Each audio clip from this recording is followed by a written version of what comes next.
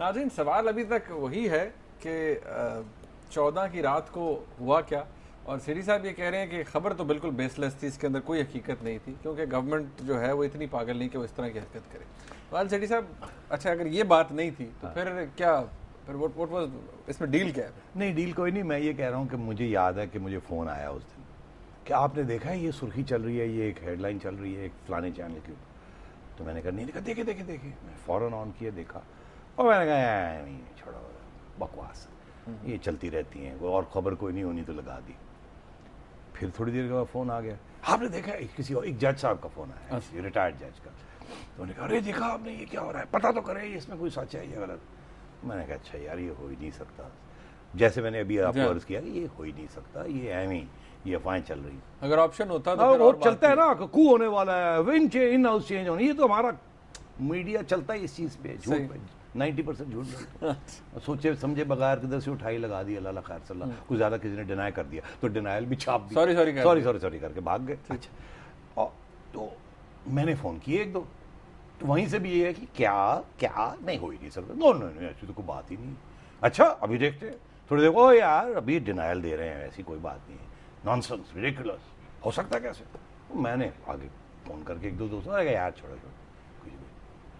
फिर उसके बाद घंटे के बाद फिर जनाब, ओ जी नहीं, तो और भी कोई संजी बड़ी सीरियस सिचुएशन हो गई, जजेस पहुंच गए, जनाब जा रहे हैं, देखे टीवी लगाए, फिर भागा गया, टीवी लगाया। वो टीवी लगाया तो जनाब वहाँ जनाब वो दिखा रहे हैं गाड़ियाँ जा रही हैं कॉन्वॉय में, ऐसे लगता है जैसे कि टैंक्स जा रहे हैं एक पूरी लाइन के अंदर, ठकाठक। और वो बिल्कुल जनाब, वो कुछ लोगों ने ये भी कहा कि गाड़ियों के नंबर प्लेट्स भी नहीं थे, और ये कहा जा रहा था कि पूरे कॉन्वॉय के अंदर एक जैसे कि नेटो के ट्रेलर्स नहीं जाते कॉन्वॉय के अंदर, वैसे एक कॉन्वॉय जा रहा है टू द हिल। मैंने कहा यार ये कोई जेन्युइनली कुछ हो गया है। फिर मैंने वो घुमाया तो नहीं, अब आजकल तो ये बटन दबाते हैं, तो मैंने फिर बटन दबाया। मैंने कहा यार, उन्होंने कहा यार पता नहीं क्या है, क्या व्हाट्स गोइंग ऑन, आप ही बताएं। मैंने कहा मैं तो तुम्हें पूछ रहा हूँ, you guys are supposed to be writing these executive orders. उधर से कुछ थोड़ी सी परेशानी भी थी, हैरान भी थे, और थोड़े से वो मजाक भी उड़ा रहे थे यार।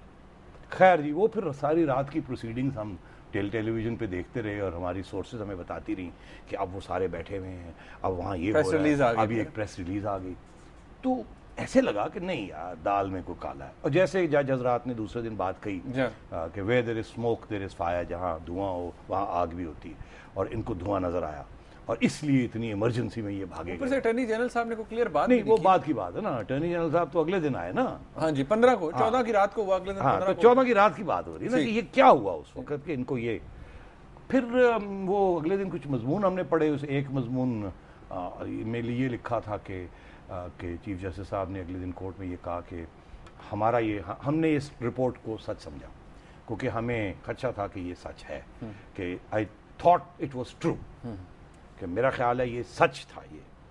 अब बात ये कैसे इन्होंने ये सोचा, पहली बात, और अभी तक उसकी एक्सप्लेनेशन हमें नहीं मिली। कि अगर ये कहते हैं कि मीडिया रिलायबल है, तो वो तो फिर मैं कहता हूँ इससे बेहतर हमें मोर हमारे ऊपर तो लग ही नहीं सकती कि मीडिया रिलायबल है। तो अगले प्रोग्राम में मैं आपको 15 अफवाहें ला के लेके आऊँगा यहाँ, और एक से ज़्यादा मज़ेदार अफवाह, और फिर देखेंगे यहाँ आर्मी चीफ क्या करता है, प्राइम मिनिस्टर क्या करता है, प्रेसिडेंट क्या करता है, चीफ जस्टिस साहब क्या करते हैं, चीफ मिनिस्टर साहब क्या करते हैं, किसी के भाई, किसी के साहिबजादे, किसी के फलाने, किसी के डिंगड़े की बात, अफवाहें पे अफवाहें। जरदारी साहब तो जिसे कहते हैं ना इम्यून हो गए ना, उन्हें तो इम्यूनिटी है अफवाहों से, वो तो थिक स्किन्ड हो गए, उनके ऊपर जो आप फेंकते हैं वो लगता ही नहीं है, वो पहले की तरह कुछ लगा हुआ है।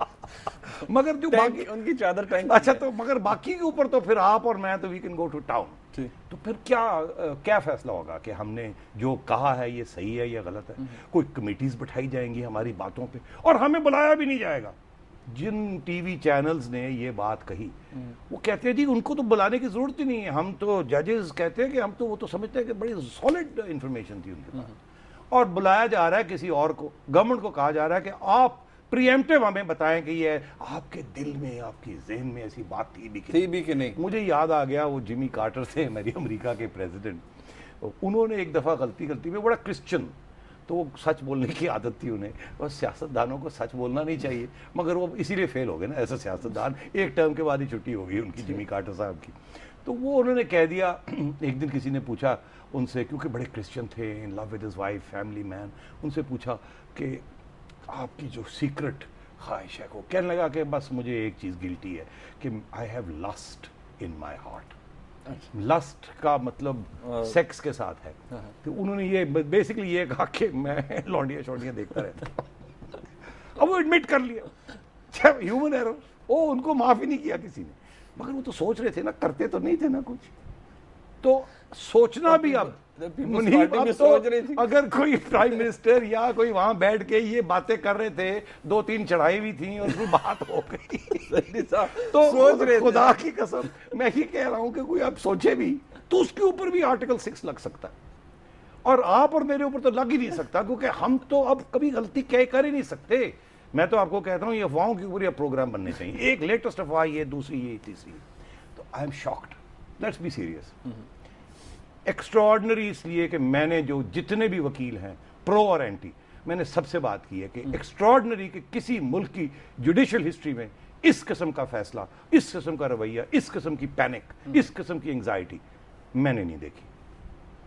मैंने नहीं देखी, कहीं ऐसा एग्जाम्पल भी नहीं। आपको इसके पीछे रीजन कोई नजर नहीं आता? अच्छा, अब रीजन तो यार फिर कंस्पिरेसी थ्योरीज वही है ना, तो गवर्नमेंट की एक पॉलिसी रही है, आप ये देख लेना। तो मैंने आपसे अर्ज किया ना कि पॉलिसी रही मगर इंप्लीमेंट तो नहीं हुई ना।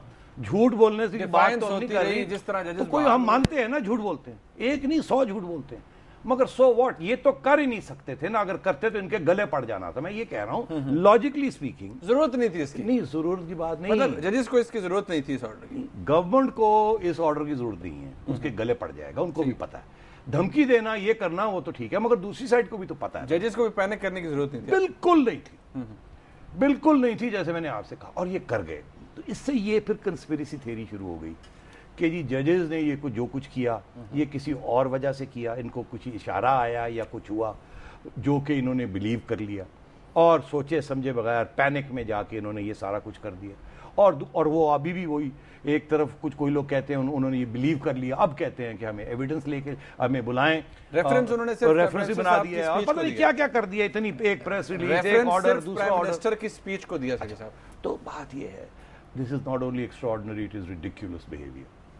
शेट्टी साहब, ब्रेक का वक्त हो गया, ब्रेक का वक्त हो गया है, क्योंकि अब ये सवाल इसके अंदर अभी भी बहुत है ना। अब प्राइम मिनिस्टर साहब की बात मैंने करनी है। जरूर जरूर, प्राइम मिनिस्टर साहब ने जो स्पीच दी है उस हवाले से भी नाज़रीन बात करेंगे, आपकी कॉल भी लेनी है, देखना है हम कितना इंसाफ कर सकते हैं आपकी कॉल से भी। एक ब्रेक लेते हैं, हमारे साथ रहिएगा।